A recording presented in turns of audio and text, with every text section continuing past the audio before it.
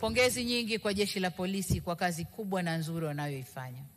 Hatuna budi kutambua kwamba uhalifu unaozuiliwa kwa jitihada za Jeshi la Polisi ni mkubwa kuliko unaofanyika.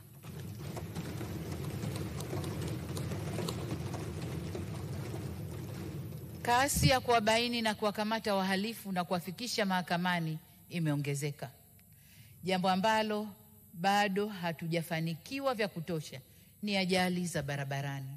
Lazima nazo tuendelee kuzitafutia mwarobaini wake. Aidha, nalielekeza Jeshi la Polisi kuongeza jitihada katika kukomesha matukio ya watu kupotea.